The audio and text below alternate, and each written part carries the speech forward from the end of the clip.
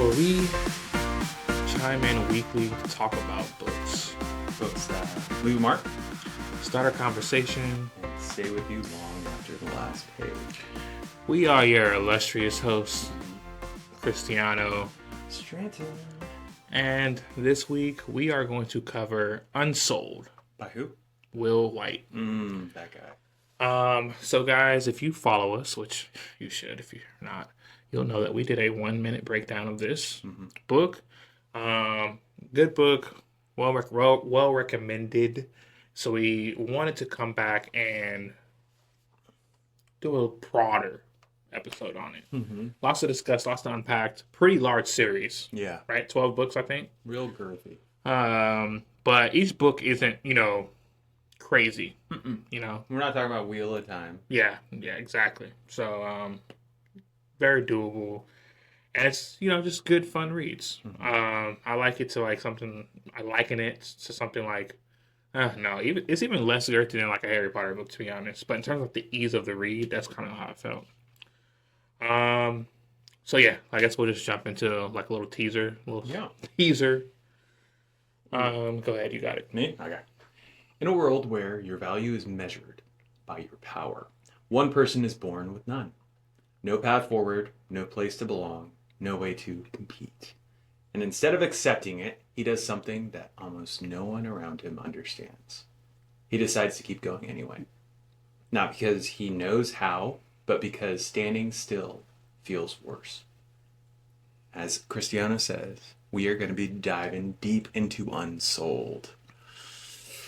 Man, it's really reminiscent of, would you say shonen?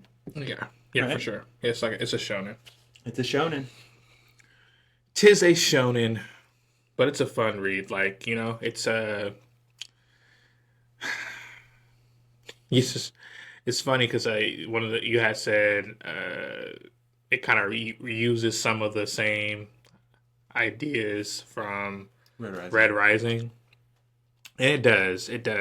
Which But uses it's the still same ideas as from blah, blah, blah. Which uses the same exactly. ideas It just from kind blah, blah, of. blah. But what's cool about this one is that it kind of makes it its own, right? Absolutely. If you search it up, this is coined as a progression fantasy, which is a section of lit RPG. So in that realm, in that space, this is one of the top books that I think I've read in terms of like lit RPG, progression fantasy. Definitely enjoyed it a lot. And I like the weight of not just like the titles in the book, but like actually after you get further into the series, which we won't get into today, but like everything matters. Yeah. Which I love. I love that in the story. It's good writing. It's great writing. Like when it yes. comes down to it, a lot of times you will sacrifice when there's like a good premise or there's a cool magical system. Yeah. That's why so many people, in my opinion, love Red Rising. They love Dungeon Crawler Carl. They love Will of the Many, because on multiple levels it is touching the things that you love. Yeah, right. Whereas there's a lot of the ones that fall through the cracks that have a little bit of one thing, but not as much as the other. Yeah. I think Will did a really good job. I've only done book 1 so far, so I can't speak for the whole Cradle series. Okay. But going into this, because I personally hadn't heard about the Cradle series as much or as recently as Cristiano had, I didn't have as high of hopes. But it just made the payoff that much So better. it smashed it. Yeah, it smashed it. Yeah. Yes, I love it when that happens. You don't really have any expectations or preconceived notions. Just jump into it. Yeah. Do you have any like first reactions, I guess, to progression fantasy as like a genre before we jump to the book? Kind of like a broad question, but no, I think it just, like I said, with the whole shonen idea, it just, because of the aspects of having, someone who either appears to have no power or skill or is given, the short end of the stick right off the bat, you immediately want to root for them. So as far as progression as a whole, I think it's a story that everyone wants to hear. But it depends on how it's told. Yeah. Well, this book, what I like is that it touches on all the things I like about reading, it does well. Yeah. So story building, world building, magic system, character depth, and like just variety of character to dive into. Um, Prose, right? Pacing. It does all the things I really enjoy, and like where I'm just like, something's gonna get messed up in one of those, 4 or 5 key aspects. This one really hits all of them. So it was cool. And I've read some pretty bad progression fantasy. I won't lie. Lit RPG is strange sometimes, and sometimes it's more about the journey than all of the other things I just named.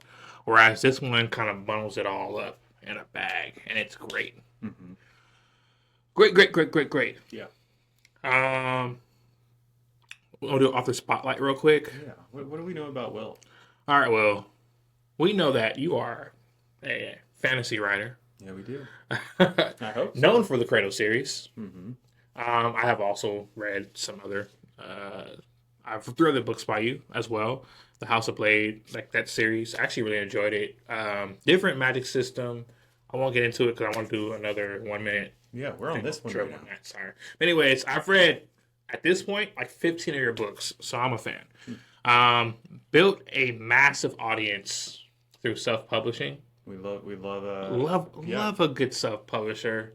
Mm-hmm. Known for fast pacing, clear power systems.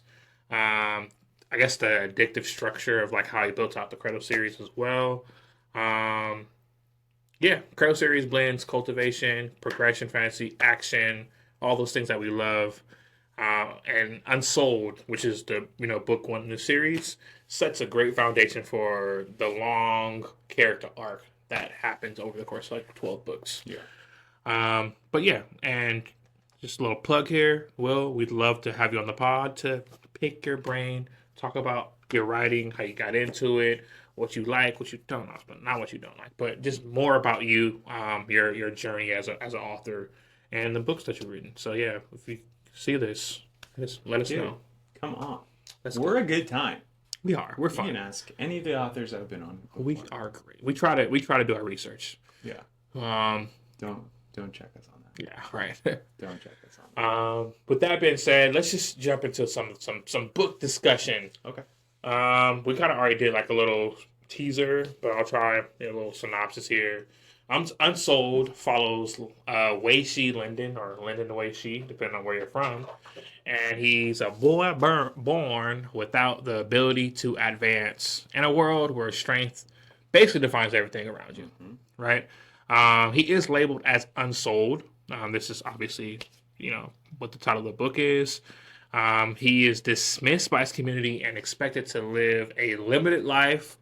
Then, of course, he encounters forces far beyond his understanding, and that changes the course of his life. And he is eventually forced to confront how small his world really is. Instead of accepting, his place in the world, he chooses to chase a future that, basically he's creating it as he goes, that future. I liked it. I very quickly fell into like, oh, this is going to be a good book from like the first few pages. Obviously, I didn't know what Unsouled meant. I didn't read like the back of the book. I didn't read any summaries on it. How did you come across it again? I was looking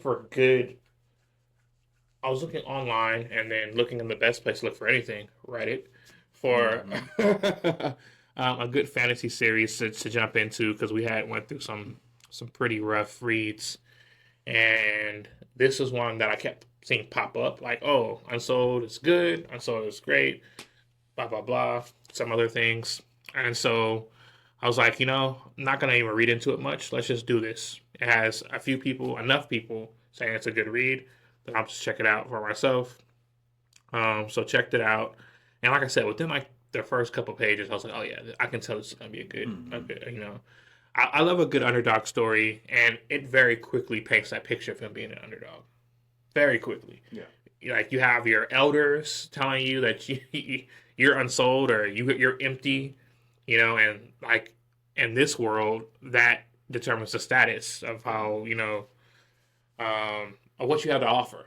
And who are they to tell you what you have to offer? I don't know if you've ever had this, but those teachers who tell you you're not doing shit with your life. That's basically what happened to him. I I can't relate. All well, my teachers love me. Yeah, so some of us, Don't check that. yeah, some of us may not have been loved by professors. But yeah, That we talked about the ceremony briefly, about him getting the name of or being branded Unsouled. So it's like within the clan, I won't go into exactly how like each of the badges or anything. You guys can read, but you are labeled something after the ceremony. You are given a specific badge which says what path you're on. He doesn't get one. So for all of you Disney fans, this is basically Encanto. He went to go touch the door. Nothing happened. Nothing happened. No power. Yeah. Solo leveling. So lovely. Yes. Yeah. In a bit. In a way. Yeah. In a way. But he gets way OP. So lovely. So lovely. Yeah. Mashal. You can keep going. They're all in line. Black Clover. Yeah. It's all in line. Yeah. So Bleach. Bleach. Oh, he kind of starts kind of strong. He starts off kind of strong there. So yeah, let's jump into the discussion. Okay. Or do you want to do 5-part questions? No. I'm good with the discussion. I wanted to say, because you said it like from the get after the ceremony. Yeah. He's kind of like immediately is just submissive, has a life of submission basically to his clan, to his own family, to the point of this is kind of a trigger for me, but when the way he speaks, this one, he always says this one because he has to talk with that Submissively. Yeah, I mean that's something they do in his village. Yeah, out of respect to. Well, not all of them. He has to say because he's on the lowest rung. Exactly. That's what I mean. That's what I mean. Yes. From his level, he's not able to. So he's very quickly. He's says sorry after everything. He's submissive. He has to refer to himself that way. And we're talking even what? No, go ahead. Okay, I was gonna say he does even when he does like these great feats that no one else expects him to do. He's still just like a shadow is still cast. They don't see him for who he is. How do you feel about how his family treats him? That's exactly what the fruit situation blew my mind. I wanted to slap the shit out of both of his parents because specifically his dad, not his mom. His mom was, she went along with it, so she's, accomplice. But to be fair, I didn't like anyone. It took me a while for me to like anybody in the family, even his sister, because his sister is like strong on the fence. Bro, are you in this? Are you here for me? Yeah. Or are you against me? Yeah. Don't get me wrong. Like she's the most helpful. She's the best person in the family in terms of like their relationship. Mm-hmm. But I feel like, and the thing I liked about Lindon, just to go back to what you said earlier about like after the ceremony. Yeah. He, although outwardly he was like submissive, this one, etc., talked to everyone very respectfully. Internally, he's like, "Fuck you." Yeah. He tried that ceremony all the time. As many times as they let him try again, he kept trying and trying and trying and trying. And to the point to where he created a relationship with the elders that were talking shit to him. Yeah. That's what made me be like, okay, yeah, this is the kind of series I want to read. That makes a good movie. Yeah. Movie scene of him going back and back and back. Because and that's actually something that as you read through the series, that's an important feature of his character that grows with the story is like the forget what everyone else thinks, what do you want? And then like his hunger for more and his ability to just hyper focus, tunnel vision, and get it done is ultimately his real superpower. Like ultimately his superpower has always been his ability to just say, forget all the noise, what everybody else is saying. I know what I'm destined to do, or I might not know what I'm destined to do, but I know I'm destined for more. Whereas the whole world is telling him, no, he's not. Yeah. Including his sister, who is his biggest, fan or friend, or whatever you want to call her. Even she's belittling what he can do, right? So I just want to say that, like, he's not just accepting his fate. It's being beaten into him daily. Yes, and he's like banging his head against the wall, yeah. like internally, to make sure that he exceeds expectations. Although he says sorry a ton at the beginning, what I did love that Will did about that was he did let us hear Lindon's inner voice or his thoughts. So although he appears submissive and in his actions, so much of it, his voice inside is just like, no, I've got to take this chance. Oh, look, this might, like, I've just got to push a little bit harder. Yeah. So the whole fruit situation, I don't want to just explain everything for you guys, but basically he comes across something that no one else has found yet recently. It's a specific fruit off of the ancestral tree. In order to get said fruit, he went through this obstacle, this trial, this fight, and where others bowed out and ran with their tail between their legs.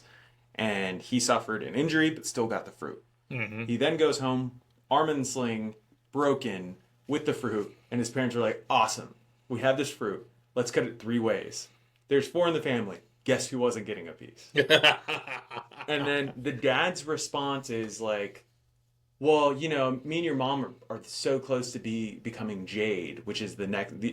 In this we have, what are the levels? So you have obviously Unsouled, which is nothing. Unsouled. Then you have Copper, Iron, Jade, Gold.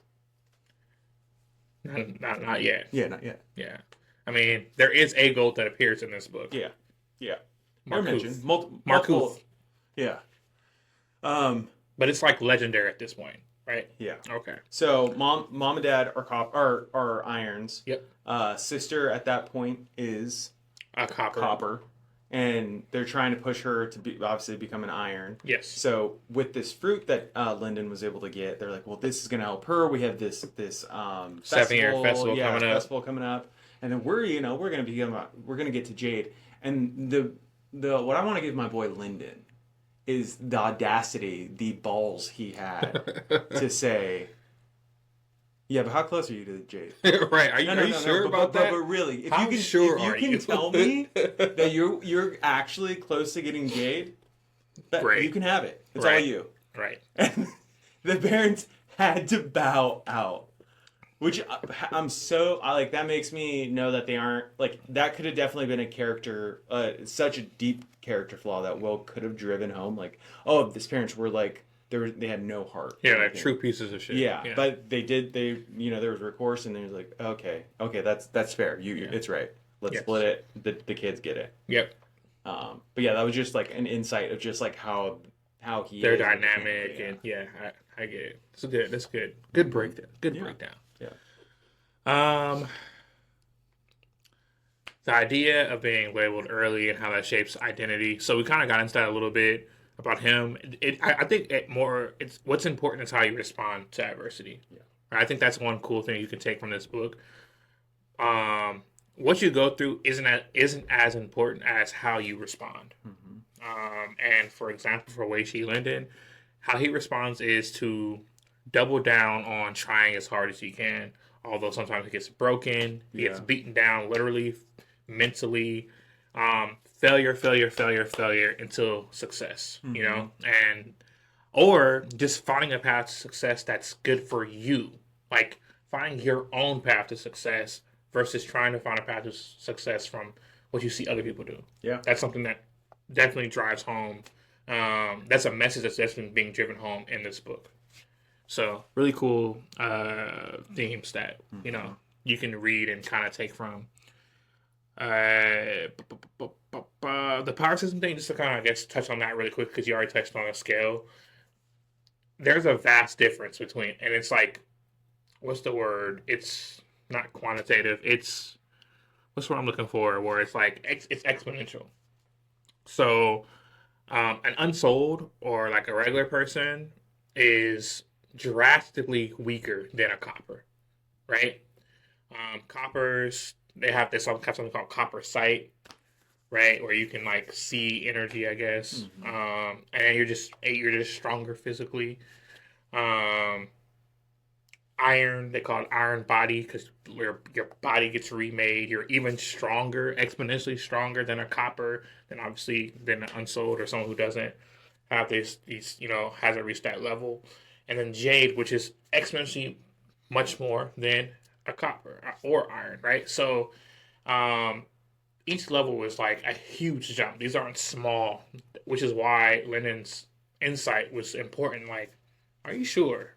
You guys have been iron for a long time, Yeah. right?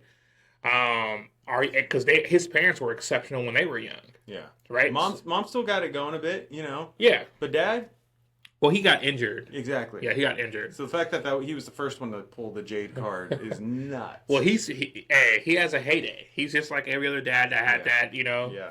that great high school Throw career. this pigskin over the mountain. Yeah. Yeah.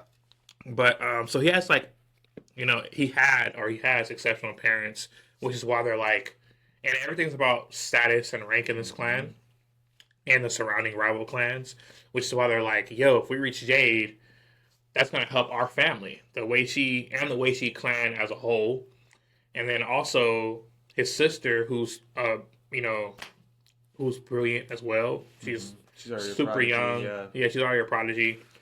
They're like, oh, this could help us, and you do your own thing over there. You haven't had real bad. Right, you keep trying, and so the to add insult to injury for the 7-year festival, they want them to fight children. Mm-hmm.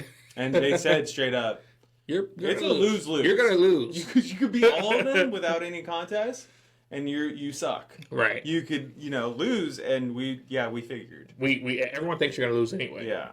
there's no glory to be had here. Right. Which then he let's go through some of the characters, I guess. So you have Elder Whisper, who's a sacred beast. He's like known as an elder because he's been a part of the clan, living there for as long as anyone remembers. But he's a sacred beast. He's a white fox, white-tailed fox. White-tailed fox who's locked away. Not locked. Well, locked away. Anyway, yes. Yeah, he's guarded. Yeah. Well, he has his own area. Yeah. People don't go up there. He's a kennel. Yeah. So you have Elder Whisper. You have the first elder. Hokage. And the first elder, him and Lindon have they have a funny style relationship where he kind of has his back in a weird way, but at the same time he's like, bro, really? Yeah. Stop trying. Yeah. Accept where you are in life, But then he also respects Lindon's effort. Which is why he kept letting him retake that test. He just wants to change his stars. Yeah, but ultimately, Elder Whisper was the one that really helped him understand that you have to find a different way. You trying to reach everyone else's level the same way they reached it, it's not going to work for you. Yeah, right. It's not impossible. It's just not going to work for you. So there's that. Other characters. His dad is Jiran Wei Shi. His mom is. His sister's Kelsa. His mom forgot her name. You guys read the book. No, I'm gonna tell them because I shouldn't have forgotten her. I have a cheat sheet right here. Shisha? No, Seisha. Seisha. Dyslexic. Yes. Sorry, when I read it on the page, that's how I read it. Close enough. Close enough. Yeah. His mom Seisha, his sister Kelsa. You have other people around, like his rival. You have Keth and Markuth. There's people who pop up from different clans as well. Yeah. Surreal, who's I don't know if I guess you can call it a deity at this point in time in the story, right? Yeah.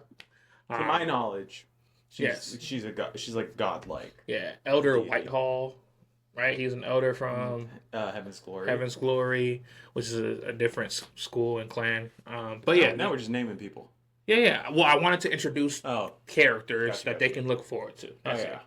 All right. So with that being said, let's jump into the 5 hard questions. Yeah, let's do it.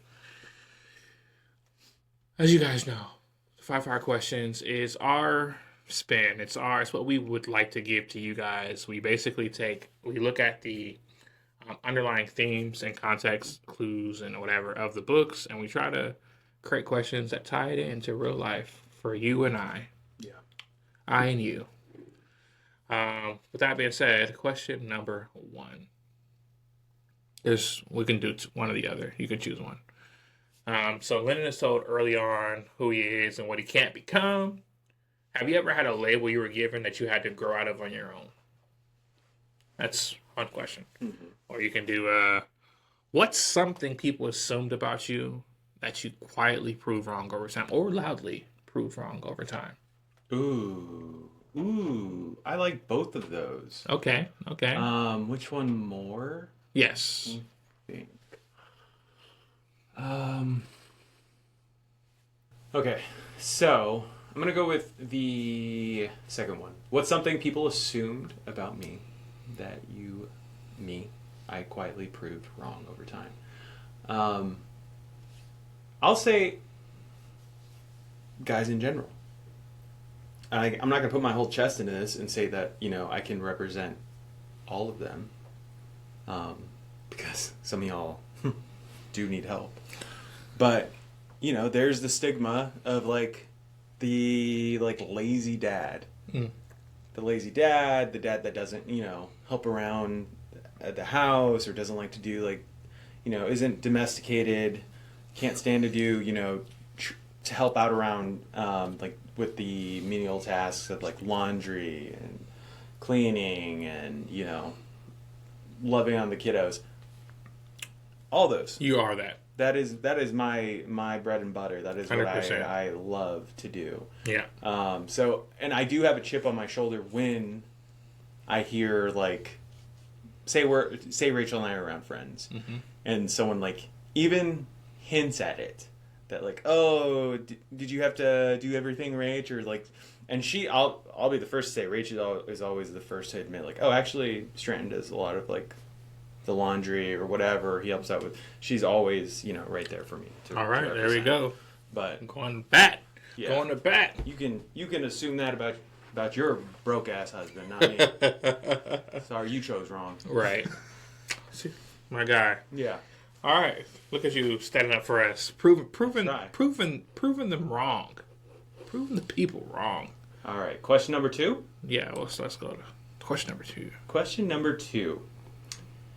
All right. He doesn't have a clear path forward, mm-hmm. but still chooses to move. What's something you've committed to before knowing how it would work out?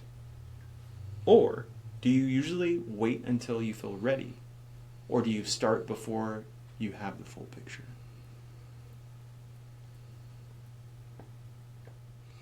I guess I'll do number 2. Okay. They're both good questions.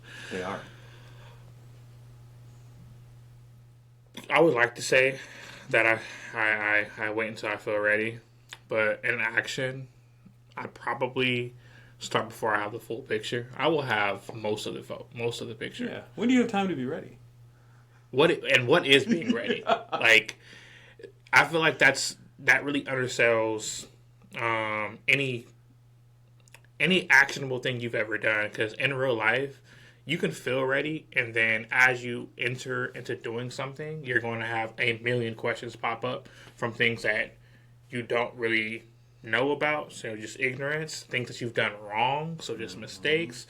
Sometimes even things you do right, and wondering dang, what would happen if I, so that's yeah. And in reality, I think for myself, I start before I have the full picture. Yeah. A lot of the time. Ready's a false sense of, yes.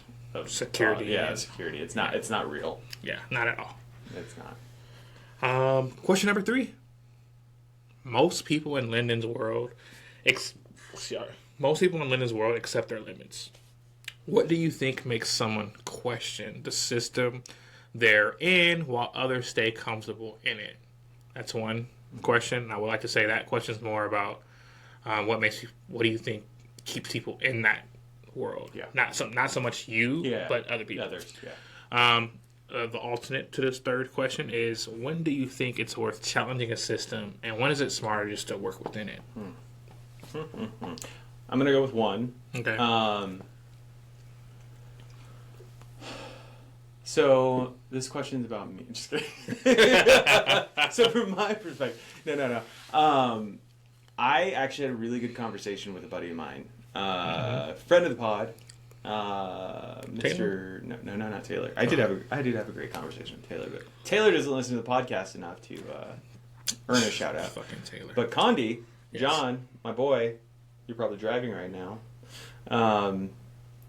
John and I had a really great discussion. We don't see eye to eye on all things. Great, I love that. Which is something I've always loved about our friendship. Yeah. But it's never come to like, fisticuffs or anything like that. Yeah. I don't think so. No, it hasn't. Disputes? Yeah. But in recent years, no. He's like a sounding board for me. And we actually were talking about another friend of ours, also a friend of the pod, hasn't been mentioned on here before, but John let me know how he also uses him as a sounding board. And something funny that he said was, I'll even sometimes heighten or embellish my view to the degree that I don't even have, just to see what his reaction or what his response is going to be. Yeah. But all this to say, we were talking about, fun things. The world is in a great place right now. There's nothing crazy going on. Yeah. Everyone has the same views. But we were just talking about how that is always something that we'll say both sides, all sides are just like, how can you believe this? How can you, support this? How can you, whatever. And I think a lot of why people stay in the system that's whether it's helping them, hurting them, whatever it may be, is that false sense of comfort, and also their priority is something that will always, their main priority, which many times is, how's it affecting me and mine? Right.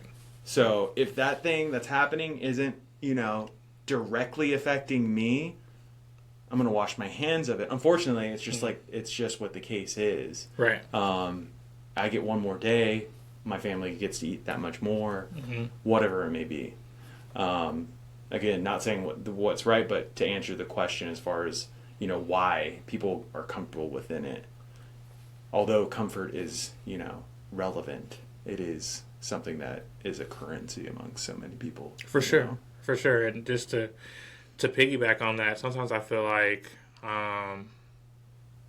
people tend to accept, the status quo for comfort, but also fear, not understanding how these things may work out. Yeah. And, a lot of that, if you want to take like what's the term? What the hell is that term? I'm blanking right now, guys. I'm tired. I'll remember it later randomly. But basically, like, they're afraid of things that they don't even understand. They don't even understand. They don't even know. It might actually never happen. Mm-hmm. But because the possibility of things might shake up to something where they have no knowledge of or they have no control of. Like right now, everyone feels very in control of their situation because they have understanding of all the points of their situation to a certain extent. But let that, whatever it is, politics, religion, whatever, your point of view, right? I might be starkly against your point of view because I feel like once I start to accept that, it shakes up these other points of my world. Exactly. Right? So just that fear and lack of comfortability, like you said, for sure, will keep you in a box. Mm-hmm. Your own communication bubble. Yes, sir. Yes, sir. All right. 4? Yeah. All right. 4. This story rewards patience and long-term growth. Where in your life are you okay progressing slowly, and where do you get frustrated? Or what's something you wish you were already better at, even though it takes time? I'll take the first one. Okay. Because the second one's a little private. I don't want to say it wrong. Fuck being better at stuff. Yeah. Someday you'll get there. I know. Yeah. And honestly, like I feel like as you get older, you realize life is not about being great at things. Mm-hmm. Like when you're young, there's a currency in being great at shit. Mm-hmm. But the older you get, people give less fucks about how good you write stuff. Just cool. Like, did you get it done or not? You know what I mean? Yeah. And I think that, so we're at that age.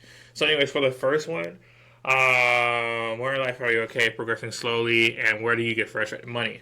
I get frustrated with money because I feel like you went straight for the stuff. Frustrating? I'll go with that. Yes, because that's the easiest one to point out. So for me, the reason I'll get frustrated with the monetary part of it is that if I just had a little bit more money in my life, or just the foundation that money creates, I'm like naturally a good person. You know, I'm gonna feed the homeless. Feeling that financial stability would remove some obstacles that weigh you down. Letting you focus more on who you are. Is Don't that trust- even Siri that says that? That's fucking ChatGPT. Was that ChatGPT? Listen Dang, it just said, "Hey, I got you." I got you, bro. Wow, therapy, ChatGPT. All right, so let's try this again. Yeah. So yeah, money. The reason why I say money is because, like, You said you were a good person. good person without having bread. Yeah. If I'm breaded up, if I got money, if I get the access to money that I would like, We all eat. everyone eats. Yeah. Everyone eats, and I don't really care about, like, when I was younger, I used to always say, man, I want to be rich. I want to be rich. Not understanding what I really wanted was the comfortability that being rich brings. And, like, how I am in life, I had such a rough first part of my life that I spent so much of, like, my maturing years working out the small things, right? So you talk to Naya, talk to my friends, those small things in the bag. And for me, they're small things, but for other people, they might be large. My only obstacle I really deal with every day to day is just making sure there's enough money and resources that everyone's comfortable and happy. Because I don't have, like, the depression because of XYZ, the fear of something out of here, whatever. Like my day to day is so structured, and my thoughts are so structured, and I'm so dialed in on trying to see what I can do to make everyone else's life better, including mine. And I'm so, every day can be an improvement, and how am I better. I'm so locked in on so many different levels, and it's like breathing, super easy.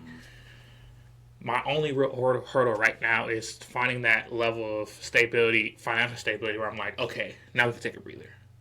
Now I can take a vacation. That's it. Not saying I'm perfect. I'm far from it.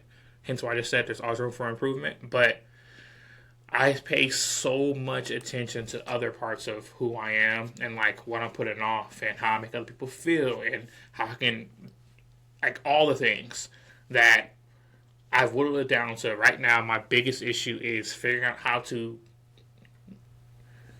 get enough resources to where everyone's comfortable, because I take care of a good amount of people. Yeah. Yeah, you do. So yeah, that's it. Money. Money. You have heard money doesn't buy happiness. Yeah. Like all the rich people, they always say, Yeah. It had guys, to- I got rich Yeah. and didn't change anything. Yeah. That's a different episode of the pod. don't make me go in on that. Don't make me go in on that. What's something that you are okay with going slow with? Lessons learned. Any kind of lessons learned. Kids. Fatherhood. Yeah, that's what I was. I mean, like, what did you get from this? yeah. Like running. Go slow. No, like, so fatherhood. Especially when someone, like, points out issues where, like, things I've done, like, maybe I was a little bit too short, or I didn't mince my words, or I said something that was, too brash. I like people to critique things that I do, because it allows me to slow down and be like, oh, okay, now let's put a microscope on this and break these down to their main components of why this happened. Because you can do that with other people, but it's not a nice thing to do, per se. Like, you shouldn't be. Some people say you shouldn't put a microscope on other people's life. Guess. So for me, like, it gives me a chance to really lock in. Yeah. But for sure, like, all the main key things in life, I don't mind. I said this before. There's a difference between understanding and comprehension. Absolutely. Understanding can be very quick, but comprehension can take years. And I have fallen in love with that process of, like, comprehending things. Question 5. Lindon moves forward without validation from anyone around him. How important is outside recognition to you when you're trying to improve at something? And that could be directed to you or just in general. Second alternate question: would you keep going at something if no one ever noticed your progress? Oh, that's tough. Those are good questions. Both of those. They are. The alternative one, it really does depend on if it's something. Like, think deeply about that. Exactly. No, that's what I'm saying. If it's something surface level that like doesn't really mean much, then no, I'm not going to keep. I'm not going to keep dressing up or doing something that doesn't actually have a value. I say dressing up that could make you feel better. It could be a value thing. You know what I mean by that? Not to a certain degree. I'm talking about. But if it is, I'm gonna take care of myself. I'm gonna eat right. I'm gonna, treat my children, specifically my wife, behind closed doors where no one notices. And even if I don't get like the thank you that day, you never get your roast, then yeah, you're gonna keep doing it. Yeah, you should keep doing it. If it's foundational to you, you'll probably keep doing it. Yeah. The reason why I like that alternative question, we could still answer the first one. Yeah. The reason why I like that alternative question, though, is because a lot of people believe that what they do is because of them. I actually taught a course at this university, and one of the big discussions and papers that we had at the end of the course was on collectivistic versus individualistic points of view. Mm-hmm. And it became a huge, for 2 weeks we had to break this down of politics, and we even broke down political correctness and all these things and the sides that people fell on, which was great because I had people who were really on the right, people really on the left, some people in between, and all these points of views that fall and encompass them.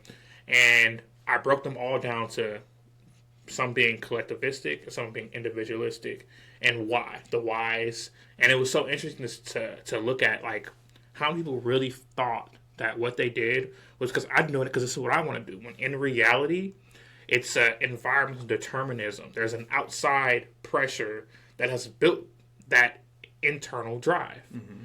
So, you putting your card away? What? Do you put your card away? What card? Shopping cart. Yes. Every time? No. Most times. 90% of the time. Because it's completely off of how I'm feeling at that moment. If I'm overly stressed, I probably won't put it away. But if I'm just having a regular day or even a good day, yes, I'm going to put it away. So that's what I'm saying. There are times where I have not put it up, and it's literally because I have something else going on that overrides my natural inclination. Exactly. But is the natural inclination at that point collective, or is it? It's definitely collective, right? That's what I mean. Because even at the end of the day, I'm like, well, I put it back because I am a good person. There is that in there. Yeah, but who the fuck said that putting things back is because you're a good person? Exactly. Right. So fun. That's a great a whole podcast on that you can do. Moves forward without validation from anyone around him. How important is outside recognition? Unfortunately, it is. If I'm being straight up, there's some value. Nah, there's a lot of value there, guys. I'm number 3 of 7 kids. I'm number 3. So you say, dang bro, you smell good. I'm gonna hold on to that. Yeah, I'm gonna hold on to that for a couple of years. I'm gonna be like, hey, remember when you said, I smell me? I smell good.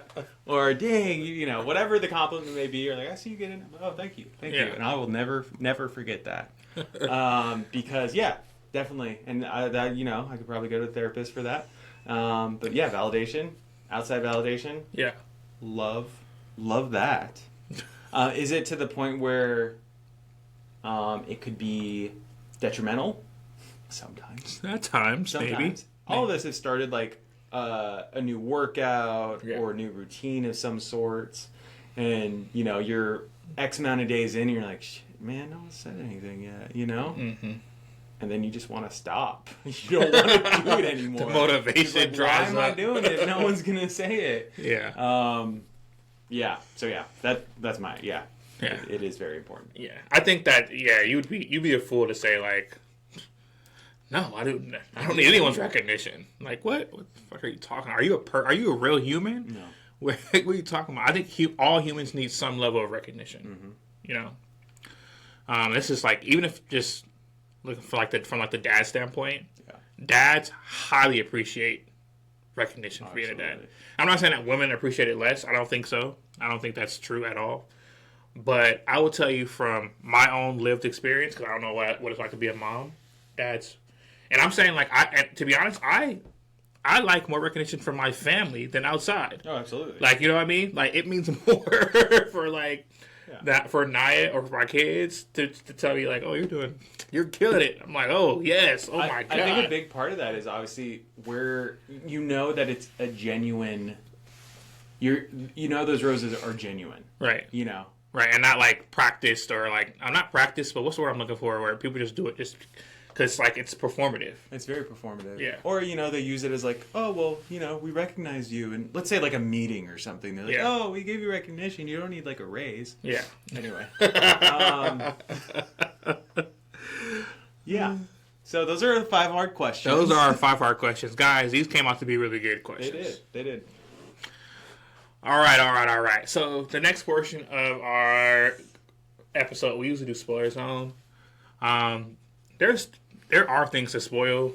For me, I would have a pretty difficult time because I've read through the whole series. Yeah, you better. So they're starting to smash together for me. It up. The greatest spoiler I can say is that Lindon won't be on the bottom forever. He finds his way. That is a spoiler in the sense of the series. No, it's not. Because you don't know how long it's going to take. I know. No, I'm not saying you're ruining anything. Yeah. I'm just saying book-specific spoiler is one like this. Okay, go ahead. Learn me something.